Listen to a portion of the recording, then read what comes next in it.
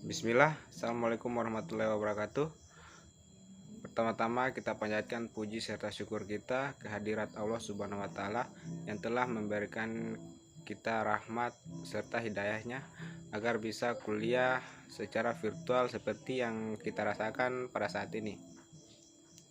Pada kesempatan ini, kami dari kelompok 8 akan mempresentasikan hasil diskusi kelompok kami yang berjudul Sejarah dan Perkembangan Internet. Saya sebagai moderator akan memandu jalannya diskusi ini. Langsung saja saya persilakan kepada teman saya, Isra Rahmawati, untuk membacakan materi pertama. Kepada Isra, saya persilakan. Baik, terima kasih. Sejarah Internet. Interconnection Networking. Internet adalah sebuah sistem global jaringan komputer yang saling menghubungkan antara satu dengan yang lain di seluruh penjuru dunia dengan menggunakan standar Internet Protocol Suite. Sejarah Internet di Indonesia pertama kali dikenal pada tahun 1990-an. Adanya teknologi informasi seperti Internet telah membuka mata dunia akan sebuah dunia interaksi dan marketplace baru serta sebuah jaringan bisnis dunia yang tanpa batas. Dunia di dalam internet disebut juga dengan dunia maya. Informasi dalam internet umumnya disebarkan melalui suatu halaman yang disebut dengan istilah situs jaringan website yang dibuat dengan format bahasa pemrograman HTML, Hypertext Markup Language. Hypertext Markup Language atau HTML adalah bahasa markup standar untuk dokumen yang dirancang untuk ditampilkan di peramban internet. Ini dapat dibantu oleh teknologi seperti CSS. Kedua, aplikasi internet. Di dalam internet juga mempunyai aplikasi. Aplikasi yang tersedia di internet sudah banyak dan berkembang atau bertambah seiring dengan perkembangan teknologi yang ada pada internet. Aplikasi internet yang digunakan yaitu World Wide Web, email, mailing list, newsgroup, internet relay chat, file transfer, protokol, telnet, gopher, dan ping. World Wide Web atau WWW adalah dokumen-dokumen internet yang tersimpan di server-server yang terdapat di seluruh dunia. Dokumen web tersebut dibuat dengan format hypertext dan hypermedia. Dengan menggunakan hypertext markup language yang mempunyai kemampuan untuk menghubungkan sebuah dokumen dengan dokumen yang lain. Kedua, email atau surat elektronik adalah aplikasi untuk sarana komunikasi surat menyurat dalam bentuk elektronik. Mengirim email sama artinya dengan mengirim sebuah surat biasa. Saya kembalikan kepada moderator. Suatu alat komunikasi yang sangat mudah dan murah karena pengiriman dokumen ke seluruh dunia dilakukan dengan sangat cepat dan murah. Email akan segera sampai sesaat setelah dikirimkan. Mailing list atau milis merupakan aplikasi internet yang digunakan sebagai sarana untuk berdiskusi atau bertukar informasi oleh suatu kelompok melalui email. Setiap email yang dikirim ke milis akan diterima oleh semua alamat email yang terdaftar sebagai anggota milis tersebut. Milis sebenarnya merupakan bentuk lain dari email. Fasilitas ini digunakan oleh kelompok-kelompok untuk berdiskusi dan bertukar informasi dengan sesama kelompoknya. Newsgroup adalah aplikasi internet yang digunakan untuk berkomunikasi antara anggota yang satu dengan anggota yang lain dalam sebuah forum. Biasanya anggota forum newsgroup mempunyai kepentingan dan ketertarikan yang sama untuk membahas topik-topik tertentu. Newsgroup dapat dianggap seperti sebuah bulletin board di mana setiap orang bebas berpendapat dan pendapat tersebut dapat dibaca oleh orang lain yang tergabung dalam kelompok tersebut. Selanjutnya, IRC atau Internet Relay Chat adalah aplikasi internet yang digunakan untuk bercakap-cakap melalui internet. atau biasa dikenal dengan istilah chatting. Chatting dilakukan dengan cara mengetik apa yang ingin disampaikan kepada teman chatting, lalu mengirimkannya dalam bentuk teks. Selanjutnya, File Transfer Protocol atau disingkat dengan FTP adalah aplikasi internet yang digunakan untuk mengirimkan atau mengambil file dari maupun ke komputer lain dengan kecepatan yang tinggi. FTP sering digunakan untuk mencari atau mengambil atau mendownload arsip file atau server yang di internet yang mempunyai alamat tertentu dan menyediakan berbagai arsip atau file. File ini dapat berupa hasil penelitian, artikel, jurnal, dan lain sebagainya. FTP juga dipergunakan untuk mengupload file materi situs atau homepage sehingga bisa diakses oleh pengguna dari seluruh pelosok dunia.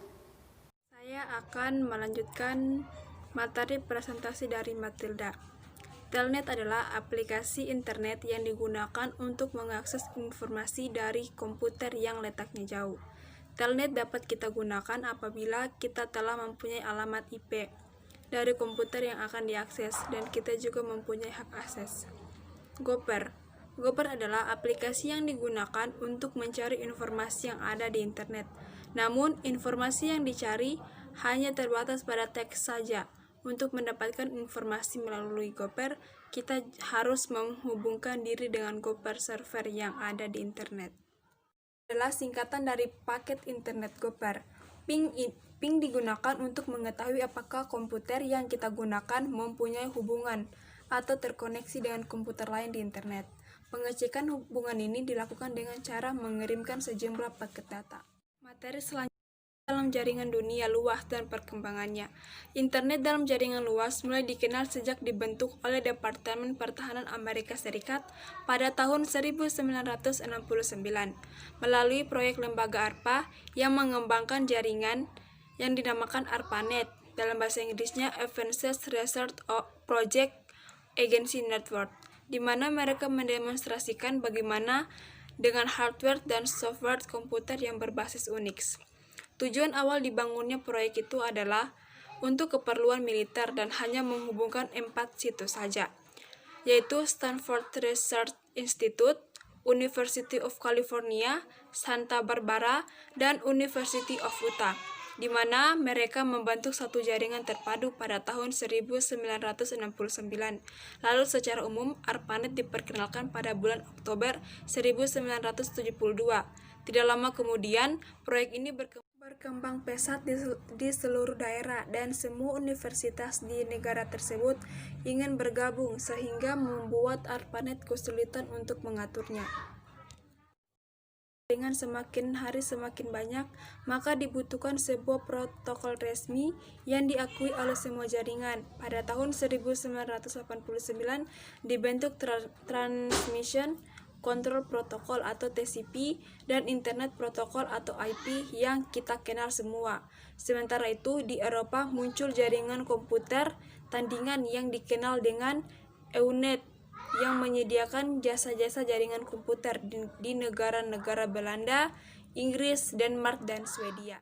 Untuk menyeragamkan alamat di jaringan komputer yang ada, maka pada tahun 1989 diperkenalkan sistem nama domain yang kini kita kenal dengan DNS atau Domain Name System. Komputer yang tersambung dengan jaringan yang ada sudah melebihi 1000 komputer. Pada tahun 1987, jumlah komputer yang tersambung ke jaringan melonjak 10 kali lipat menjadi 10.000 lebih. Tahun 1989, Jarkko Oikarinen dari Finland menemukan dan sekaligus memperkenalkan IRC atau Internet Relay Chat. Setahun kemudian, jumlah komputer yang saling berhubungan kembali melonjak 10 kali lipat dalam setahun. Tak kurang dari 100.000 komputer kini membentuk sebuah jaringan. Tahun 1990 adalah tahun yang paling bersejarah ketika tim Berners-Lee menemukan program editor dan browser yang bisa menjelajahi antara satu komputer dengan komputer yang lainnya. yang membentuk jaringan itu. Program inilah yang disebut dengan WWW atau World Wide Web. Saya serahkan kepada teman saya untuk melanjutkan materi presentasi selanjutnya. Ya, baiklah, saya akan melanjutkan pemaparan materi dari teman saya, yaitu tahun 1992, komputer yang saling tersambung membentuk jaringan sudah melampaui 1.000.000 komputer. Dan pada tahun yang sama muncul istilah surfing the internet. Tahun 1904, situs internet telah tumbuh menjadi 3.000 halaman dan untuk perwakilannya virtual shopping atau retail muncul di internet. Dunia langsung berubah. Pada tahun yang sama, Yahoo didirikan, yang juga sekaligus kelahiran Nescafe Navigator.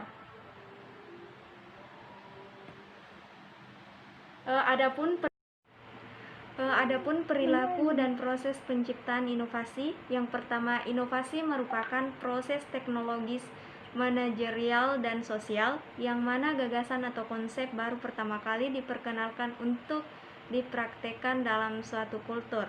Yang kedua, inovasi merupakan faktor penentu dalam persaingan industri dan merupakan senjata yang tangguh menghadapi persaingan. Inovasi yang tinggi, baik itu inovasi proses maupun inovasi produk, akan meningkatkan kemampuan perusahaan menciptakan produk yang berkualitas. Kualitas produk yang tinggi akan meningkatkan keunggulan bersaing perusahaan yang pada akhirnya berdampak pada kinerja perusahaan. Inovasi produk merupakan salah satu dampak dari perubahan teknologi yang cepat, dan variasi produk yang tinggi akan menentukan kinerja organisasi. Adapun perilaku inovasi, Jensen 2000 mengemukakan perilaku inovasi sebagai upaya yang sengaja dilakukan untuk menghasilkan ide baru bermanfaat bagi individu maupun kelompok. Adapun aspek-aspek dari perilaku inovasi terdiri dari 3 aspek menurut Jensen 2000, yaitu idea generation, idea promotion, dan idea realization. Perilaku inovasi, Jensen 2000 mengemukakan perilaku inovasi sebagai upaya yang disengaja dilakukan untuk menghasilkan ide baru yang lebih mengutamakan dan bermanfaat bagi individu maupun kelompok. Adapun aspek-aspek dari perilaku inovasi terdiri dari 3 aspek menurut Jensen 2000, yaitu yang pertama idea generation, yang kedua idea promotion, yang ketiga idea realization. Baik, saya Muhammad Nuril Hamputra akan melanjutkan materi selanjutnya. Langsung saja, faktor-faktor yang mempengaruhi perilaku inovatif terdiri dari faktor internal dan faktor eksternal. Faktor internalnya yaitu 1. Tipe kepribadian, 2. Level pendidikan, 3. Gaya penyelesaian masalah, 4. Motivasi kerja, 5. Keberanian mengambil resiko, 6. Kondisi psikologis.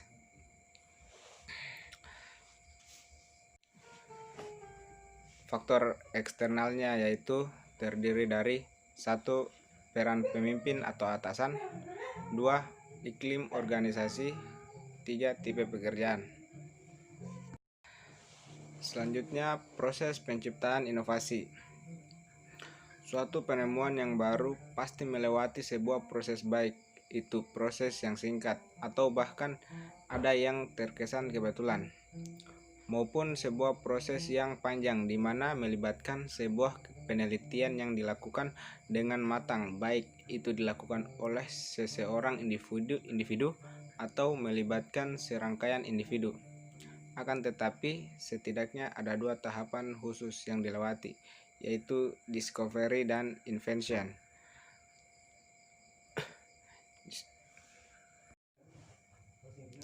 Discovery biasa dimaknai sebagai penemuan unsur-unsur kebudayaan baru yang sebenarnya unsur-unsur yang ditemukan itu sudah ada, baik itu berupa ide yang baru atau alat yang baru yang dihasilkan oleh seseorang atau rangkaian beberapa orang dari suatu masyarakat. Misalnya penemuan benua Australia, benua Amerika, jenis hewan baru, planet baru, dan sebagainya. Semuanya sebenarnya sudah ada, namun baru ditemukan oleh si penemu.